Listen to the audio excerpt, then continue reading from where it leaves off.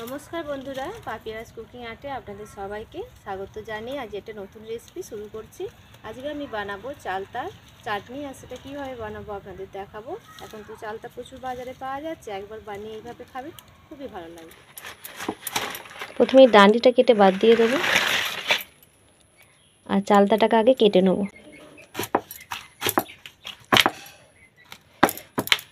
এইভাবে অর্ধেক করে নিতে হবে, নিয়ে আর একটা কেটে নেব।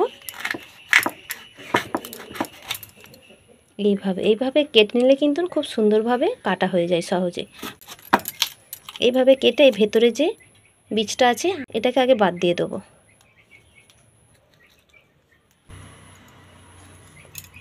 খুব সুন্দর করে পরিষ্কার করে নিয়েছি ভেতরগুলো।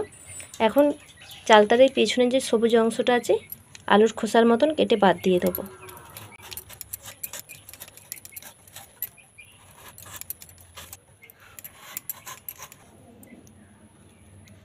দেখুন পরিষ্কার করে নিয়েছি ওপরের খোসাটা, এখন এখান থেকে কেটে নেব।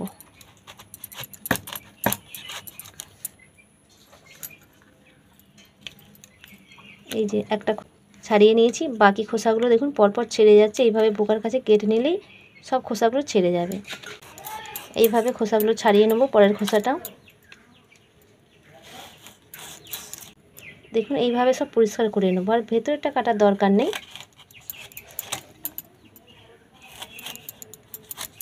এইভাবে সরু সরু করে কেটে নেব।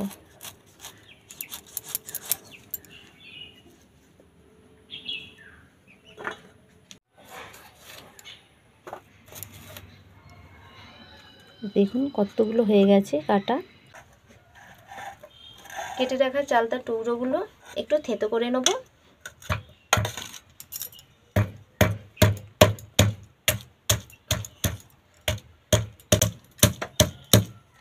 এইভাবে থেতো করে নিলে খুব ভালো লাগবে খেতে, তাই সবগুলো এইভাবে থেতো করে নেব।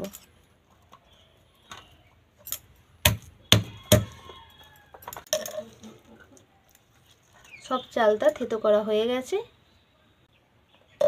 ভালো করে জল দিয়ে ধুয়ে নেব।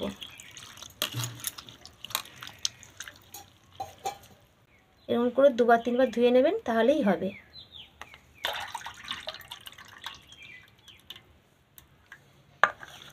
এখন উনানটা এবার জেলে নেব। কড়াটা উনানে বসিয়ে নিয়েছি, আর এখানে নিয়ে নিয়েছি একটা শুকনো লঙ্কা, 1 চামচ মৌরি, 1 চামচ নিয়েছি জিরে। তিনটেই কড়ার মধ্যে দিয়ে দেবো। শুকনো কড়াই দিয়ে একটু নাড়াচাড়া করে নেব, যতক্ষণ না গন্ধ উঠছে ততক্ষণ নেড়ে যাব। গন্ধ উঠলেই তখন এটা নামিয়ে নিতে হবে। একটু লালচে হয়ে গেছে আর সুন্দর একটা গন্ধ বেরিয়েছে, এখন কিন্তু নামিয়ে নেব। আর বেশি ভাজবো না, বেশি ভাজলে তেতো লাগবে। কড়াতে দিয়ে দেবো সরিষার তেল। তেলটা গরম হয়ে গেছে, ফোড়নে দিয়ে দেবো 5 ফোড়ন, শুকনো লঙ্কা একটা, ভালো করে একটু ভেজে নেব। ভাজা হয়ে গেছে, কেটে রাখা চালতাগুলো দিয়ে দেবো।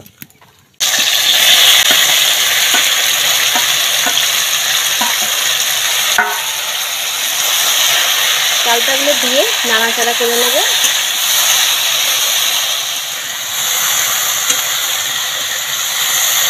চালতার গায়ে অল্প অল্প আঁচ লেগে গেছে, আর বেশি নাড়বো না। এখন দিয়ে দেবো লবণ, হলুদ গুঁড়ো,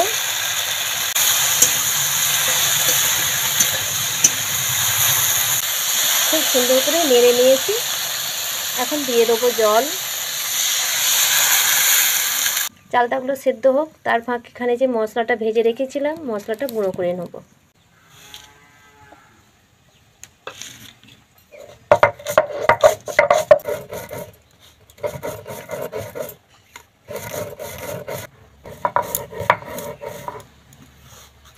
গুঁড়ো করা হয়ে গেছে। এখানে মশলাটা আমি কিন্তু একদম মিহি করে নিই, দেখুন এইভাবে একটু গুঁড়ো করে নিতে হবে। এইভাবে গুঁড়ো করে নিলেই হবে।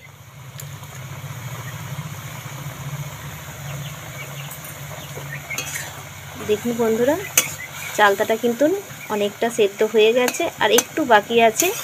সেদ্ধ হতে হতে জলটাও অনেকটা টেনে যাবে। চালটা সেদ্ধ হতে একটু সময় লাগে, শক্ত তো, তাই একটু জল বেশি করেই দিয়েছিলাম। দেখুন জলটা অনেকটাই শুকনো হয়ে এসেছে, আর বেশি শুকনো করব না। আর চালটাগুলো দেখুন খুব সুন্দরভাবে কিন্তু সেদ্ধ হয়ে গেছে। এখন দিয়ে দেবো চিনি। আমি চালতার চাটনিটা চিনি দিয়ে করছি, চাইলে আপনারা গুড় দিয়েও করতে পারেন। এখানে আমি একটা চালতা নিয়েছি আর 1 বাটি নিয়েছি চিনি। চিনিটা দিয়ে একটু নাড়াচাড়া করে নেব। এখন আর বেশি জাল দিলে হবে না, অল্প জাল দিয়ে ভালো করে চিনিটা ফোটাবো। আর চিনির রসটা দেখুন চালতার মধ্যে ঢুকে যাবে, খুব সুন্দর লাগবে খেতে। আর এই চাটনিটা আপনি অনেক দিন রেখে খেতে পারেন, কোনো অসুবিধা হবে না, খুব ভালো থাকবে। চিনিটা ফুটে ফুটে অনেকটাই ঘন হয়ে গেছে। এখন দিয়ে দেবো গুঁড়ো করে রেখেছিলাম যে মশলাটা, সেই মশলাটা দিয়ে দেবো। 1 চামচ দিয়ে দিলাম।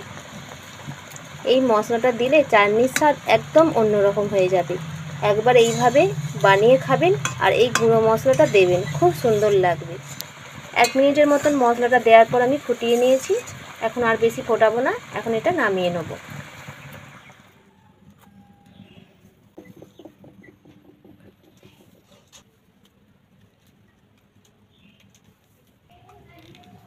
দেখুন কত সুন্দর হয়েছে।